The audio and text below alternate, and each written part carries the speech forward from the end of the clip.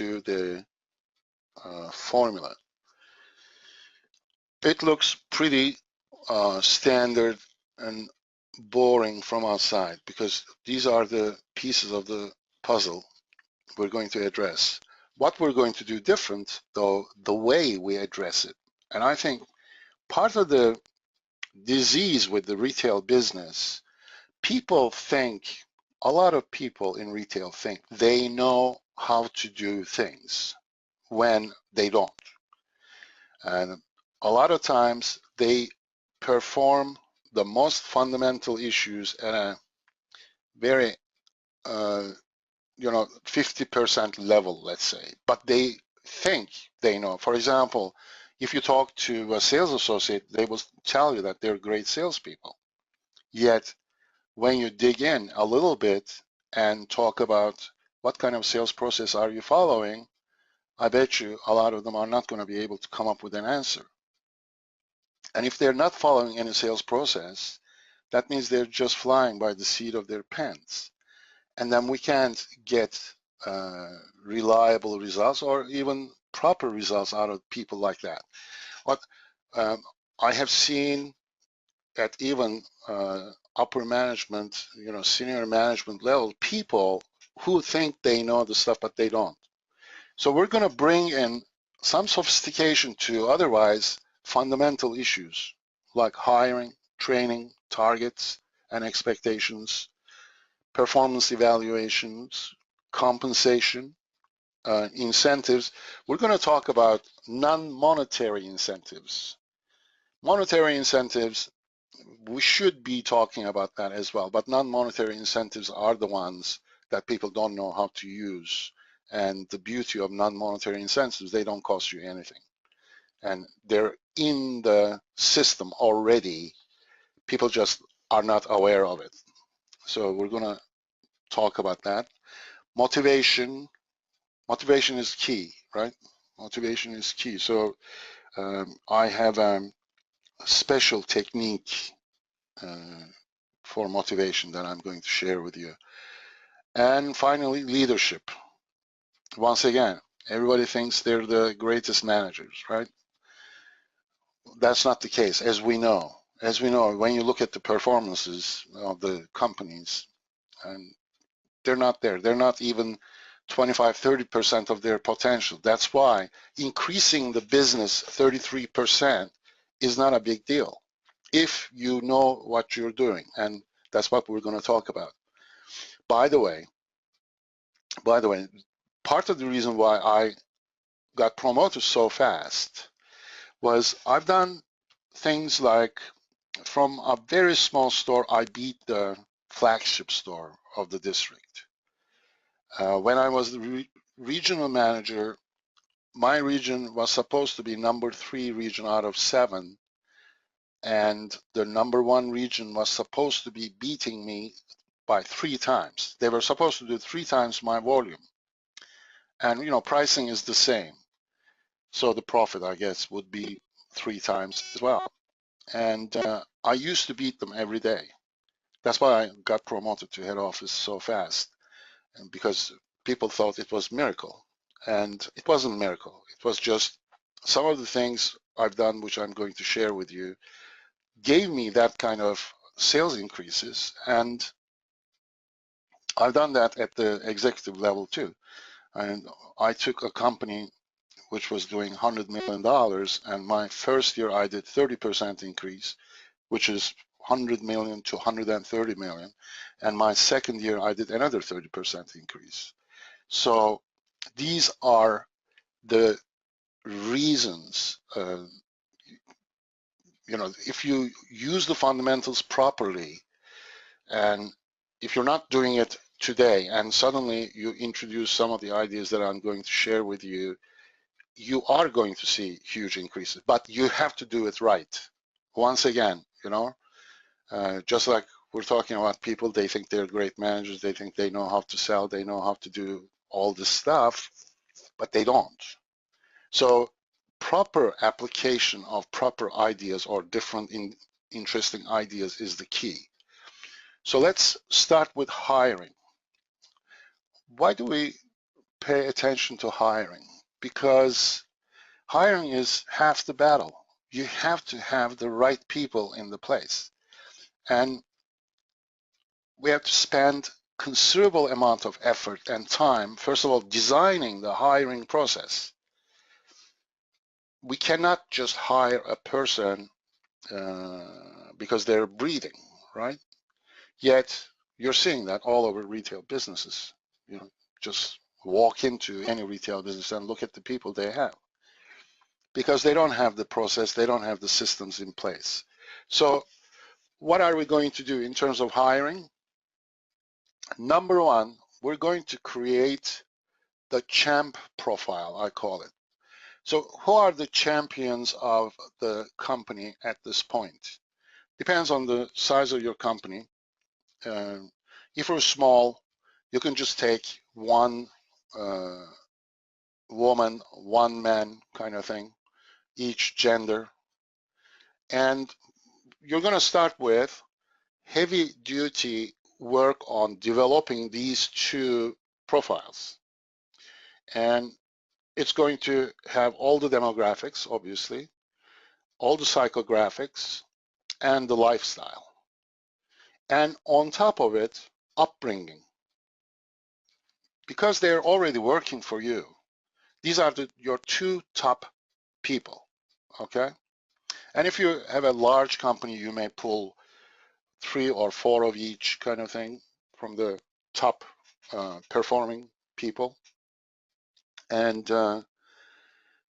you basically put down all the details about these individuals. And then when you're hiring, you hire compared to this template. The candidate that comes closest to this template gets hired. Now, we have a computerized system which does this. So we first generate the profile, and then we computer automatically rates the individuals, the candidates, the new people, against the profile and gives you a report saying that 85% match, 90% match, 75% match, whatever the situation is. And so we computerize this capability, and if you're interested, just send me an email, but I can see the chat box. Okay, so we're going to develop the champ profile, and we're also going to develop the company profile. We use different template, if you will, for company profile. Basically, company profile is more like cultural issues. What kind of company we are. We develop that through another template, and then we want to see if the individual's candidates cultural profile matches that, like the personal profile, personal culture profile. When I say culture, I'm not talking about ethnicity, by the way. I'm talking about more of a business culture. So, because what we want to do is we want to have 2 sets of interviews. One interview is going to be all about fit to the company. Okay, that's what company culture profile does. Is this person suitable for our company? Because every company has its own culture, right? We operate in a certain way. That's why we're choosing the champ profile from our existing top performers, not from outside, because outside doesn't make any sense.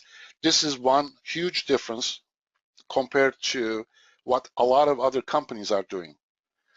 A lot of other companies have developed this ideal associate profile thing, and it reads like a blah, blah, blah.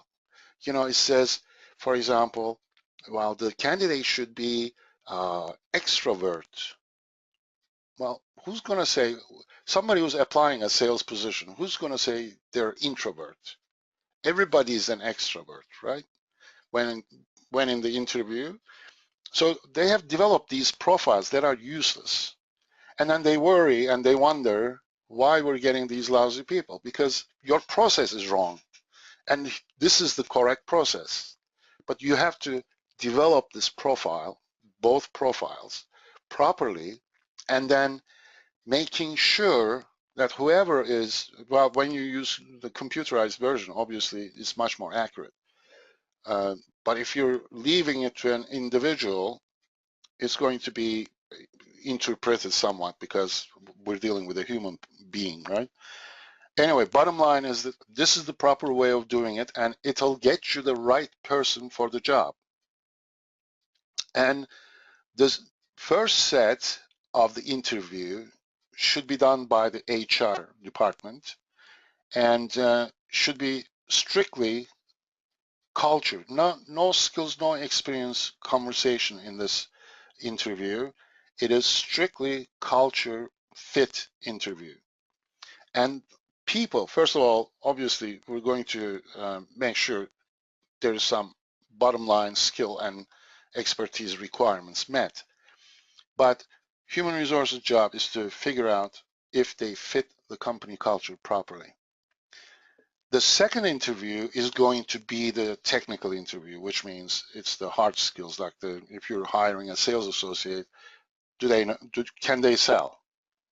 Do they have the proper experience? Do they have the right disposition and all that stuff, which will be done by an operations person like the store manager. Most likely, if you're hiring a sales associate, it's going to be a store manager. And by the way, we highly recommend, part of our motivational system is promoting from within. Promoting from within. That's another area where a lot of companies make a mistake. I will get into this more in detail in the motivation side of the business.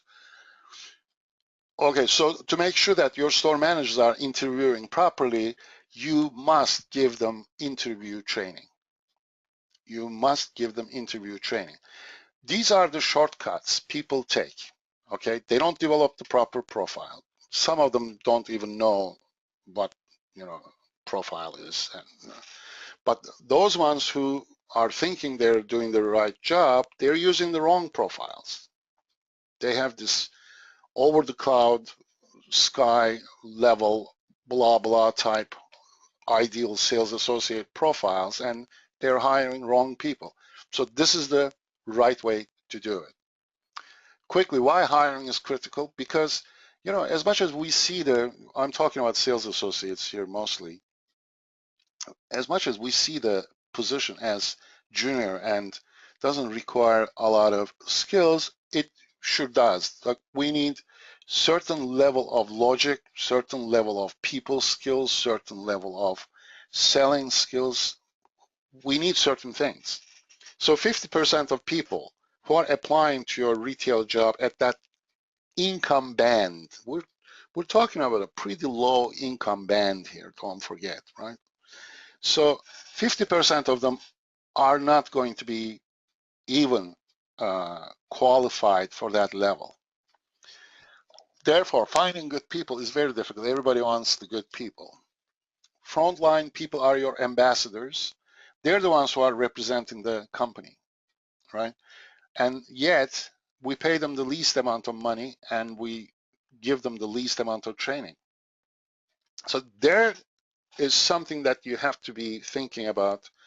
I'm assuming, I don't have everybody's job title, but I'm assuming most of the people are relatively senior here.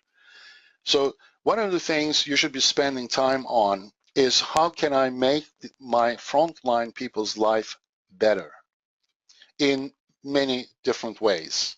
I'm going to give you some structure to help certain parts, but you should develop the thinking that, every day you should be thinking about how can I make their life easier, better, more enjoyable, etc. Because they represent the whole company. They represent the whole company. The customers are thinking the company are those people. Okay, they don't see the managers. They don't see the head office people. They just see the frontline associates. So they're critical. Therefore, anything that you can do for them to improve their standing and improve their skills and the knowledge and the, even the personal capabilities, the self-help kind of stuff is going to help a lot. Is going to help a lot. Replacement cost is 1.5 times their earnings. That's why hiring is pretty critical. Where does the replacement cost comes from? It comes from recruitment, training, lost productivity. It takes about 12 weeks for a new person to get up to speed. So when you take all that stuff, it's very expensive. So we're going to hire the right person and we're going to keep that person because that person is going to be happy and producing for us. We're going to make sure once we hire the right person, we're going to take care of the rest because we're going to introduce the systems we're going to talk about. More numbers, 68% of customers will leave because of indifferent attitude of staff. Another survey shows 69%. So 68, 69. I mean, that clearly shows these numbers are correct. Two different independent studies come up with the same number. That doesn't happen very often. So they play a huge role in the success of your company. More numbers, 96% of unhappy customers do not complain, but they do complain to others. Like they don't complain to you, but they go and complain to their friends and relatives and everybody else. Typically, an unhappy customer will tell 5 to 10 people about their bad experience. A satisfied customer will tell an average of 2. That's because we're negatively wired. And this is something that I want you to address next time if somebody at the store level is complaining about anything. Usually they complain about the customer, how much trouble the customer gave them. And this is what I say to them. I say, how many customers do you get on a normal day? They say 100. How many customers cause trouble? They say 1. I said, so all you're talking about is that one person? What about the 99 excellent, great customers? Why aren't you talking about them?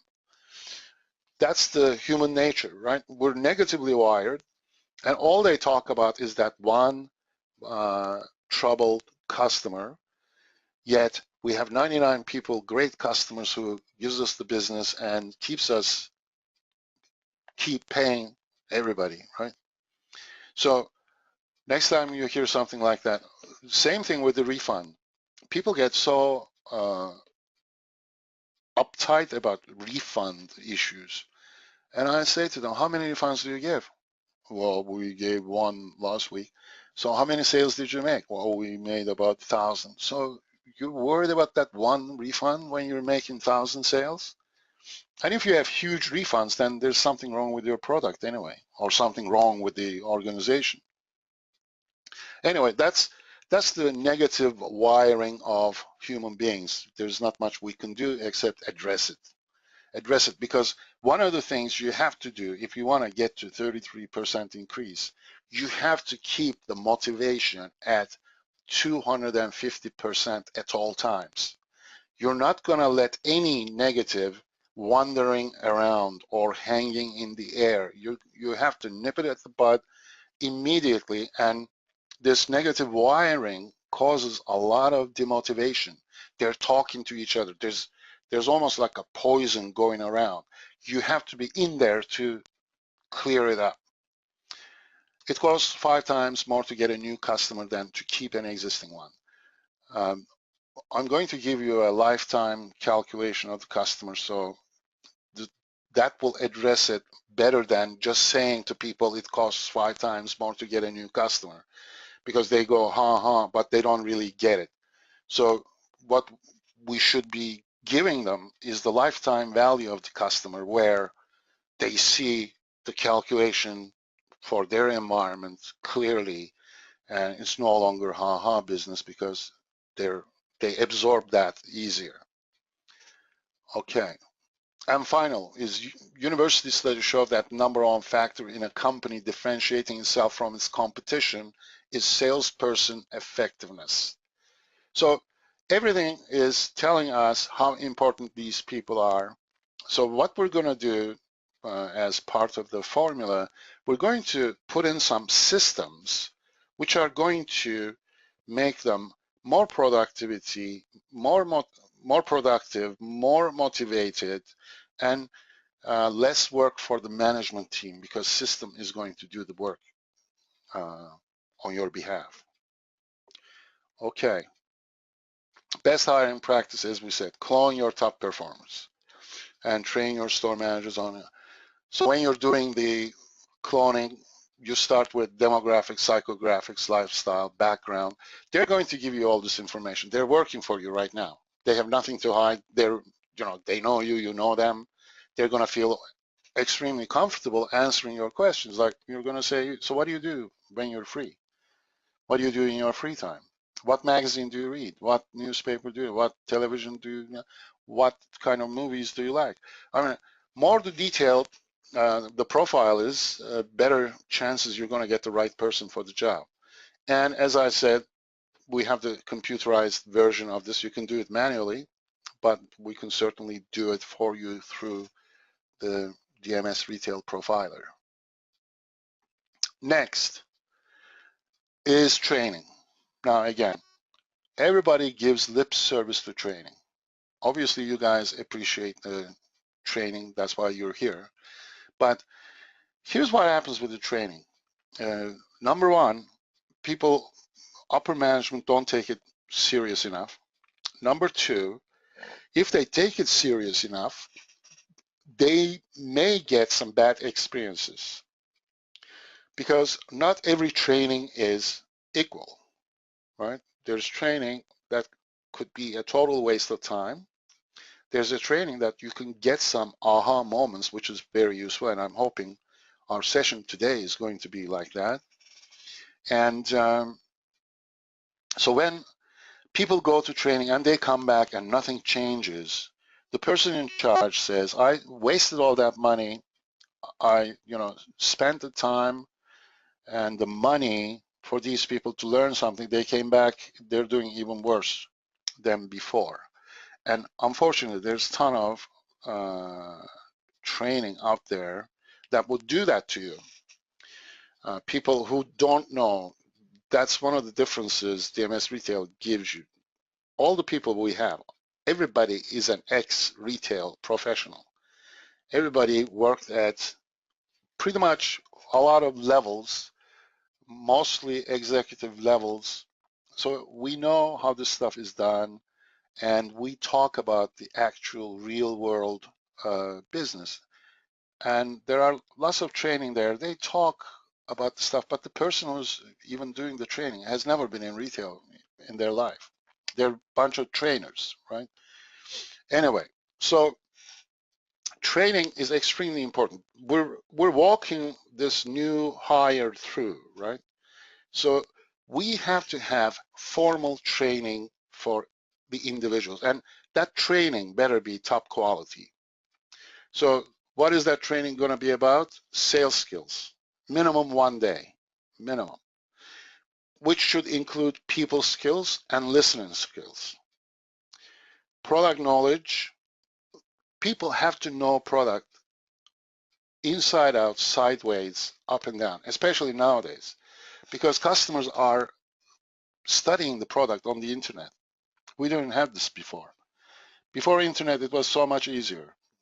It was a lot of work for the customer to gather the product information, so a lot of them didn't do it.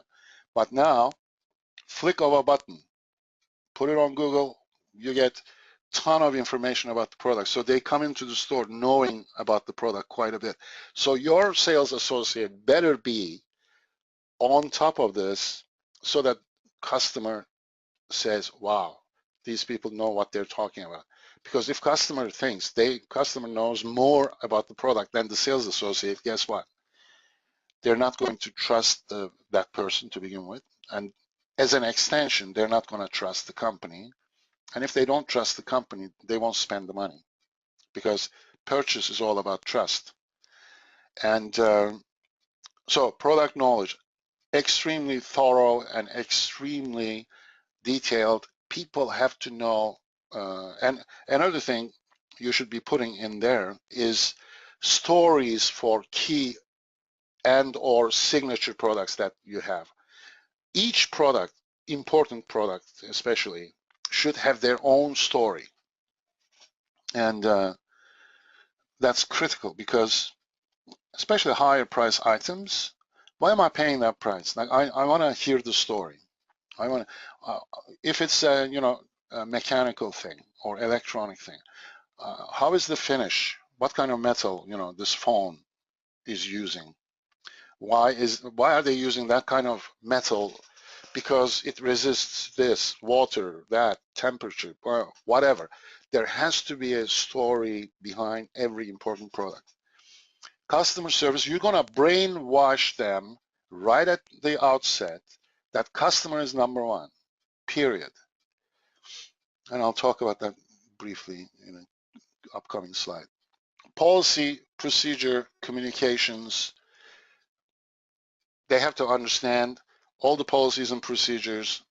They have to also understand who to go, where to go when something goes wrong.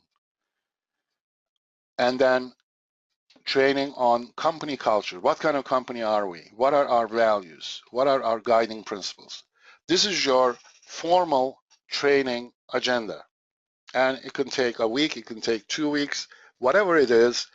You do tests and exams and quizzes every step of the way to make sure people are learning, people are understanding what you want, and in fact, the senior management should be constructing the tests and exams because you don't want to leave it to trainers or whatever. This stuff is extremely important. So sales training, you follow the critical sales skills. So you can go through, this is the standard sales process, which we haven't changed in the last 50 years. Why? Because it works.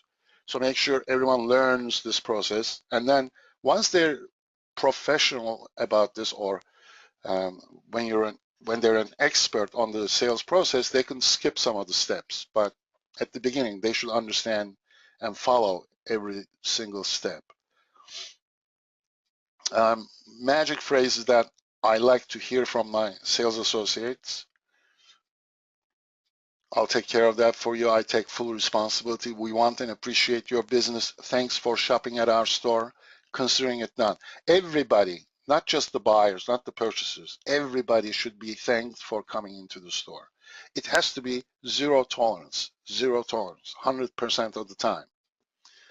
These are the things that are small, but a lot of small things that we're going to talk about is going to come together and make a huge difference.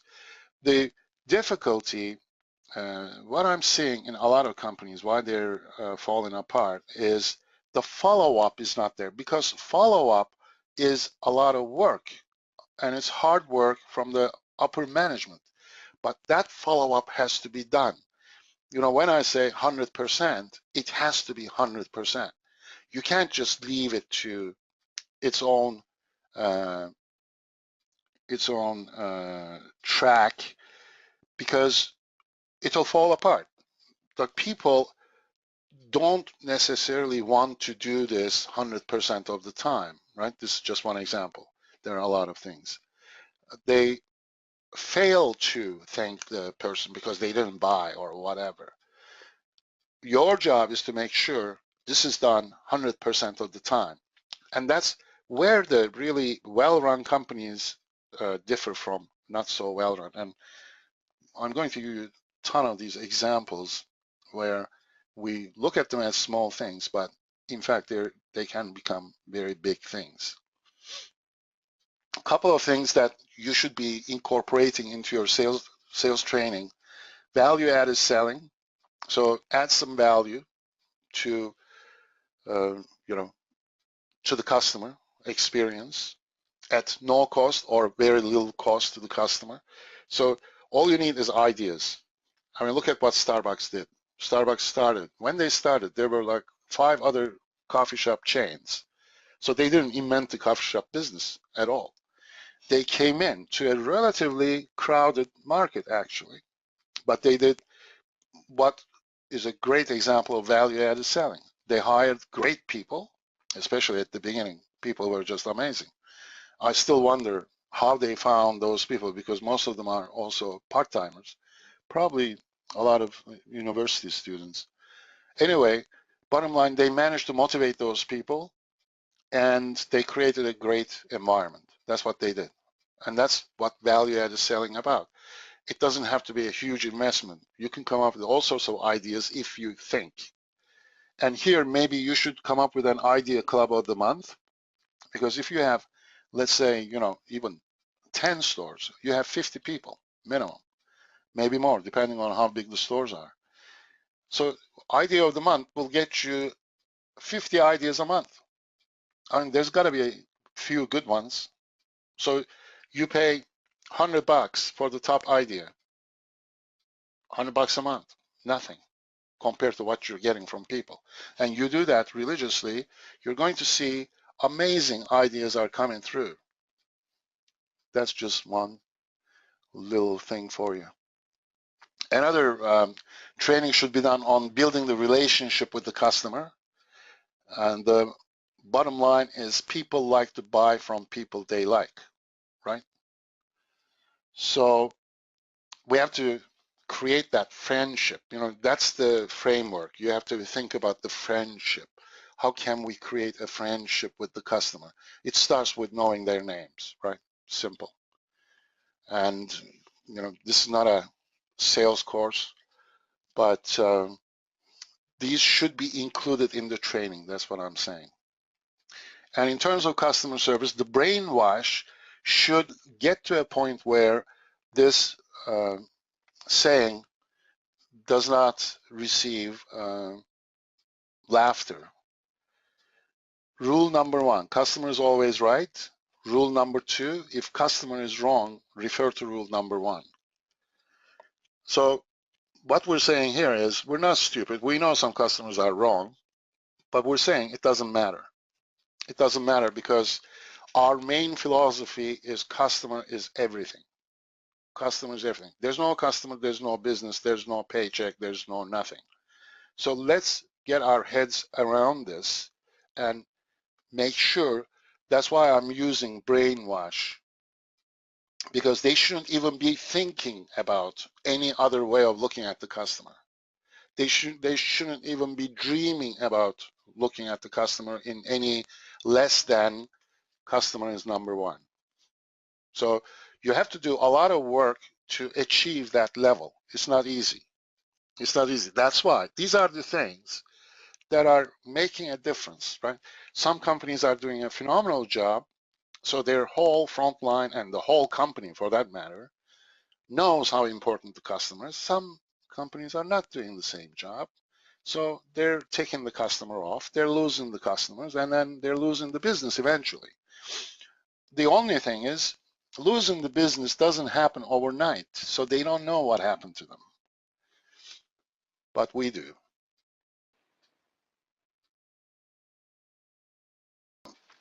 To further drive the importance of the customer, you can make a calculation of your lifetime value and communicate this to the staff. Like, here's an example from a supermarket situation. In North America, average family of 4 would spend about $200 per week on all the groceries and the household items. So if they're away for 4 weeks a year, which is more than usual, but let's calculate this conservatively, they're visiting the supermarket 48 times a year. And if they live in the same neighborhood for 10 years, their lifetime revenue for this supermarket is $96,000, okay?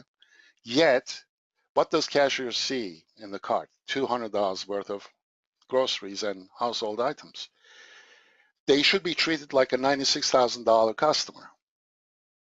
So you have to calculate your lifetime value of the customer for your environment and then communicate that very clearly. And clear communication means repetition, okay? You repeat it a number of times until it's etched in the brains of your sales associates, so they understand the importance of the value of the customer. And another thing about the sales associate situation, and when customers come in and look around, and based on the kind of business you're in, if you're especially selling higher priced items, people are going to come and look around. They're not going to necessarily buy it at the first visit.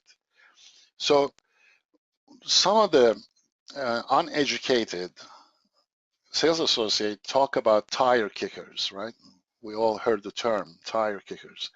They're not buyers, they say. Well, let's look at the customer journey and make sure they understand this as well.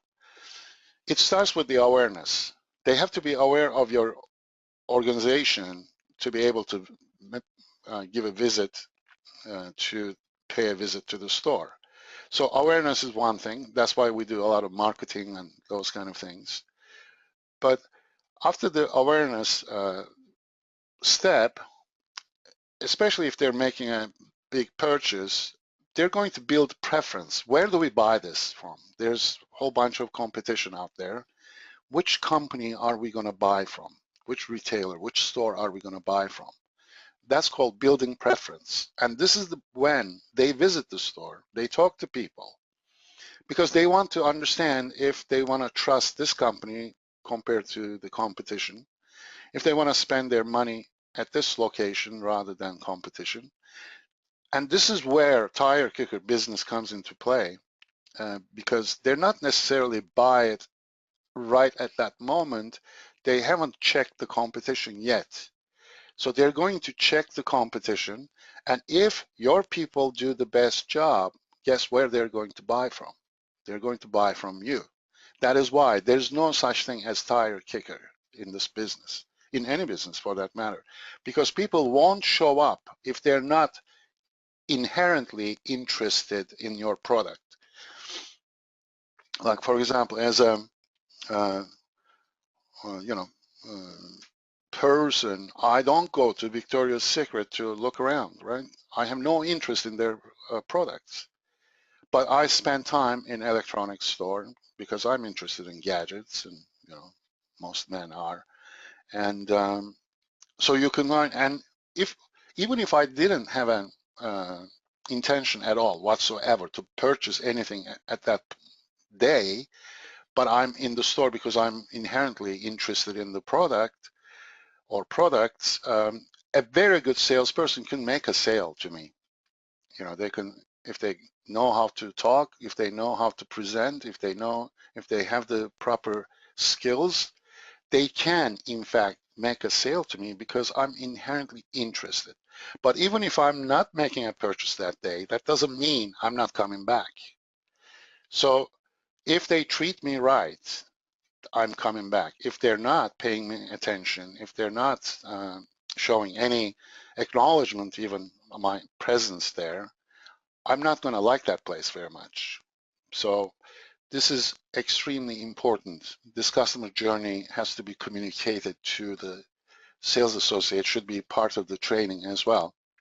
So they purchase the product, which is a very important step in the process, because purchasing means there's connection now. They trusted you, they parted with their hard-earned money. That's a very critical step. And then they took the product home, they're using the product. If they're happy with the product, if they're happy with the service, they may have questions, they may call the store, they may talk to the sales associate.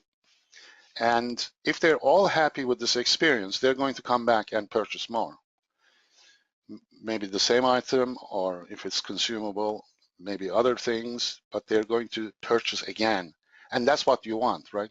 That's the way to make the business happen. Repeat customers, critical in the success of the retail organization. And then if that continues, this relationship builds up, it's going to move to loyalty so that they keep coming back. And then finally, if you do a really exceptional job, they're going to become advocate of your retail business, and they will never think about going anywhere else to purchase the products that you're selling. And that's what we want to achieve. We want to make every single of our customers our advocates.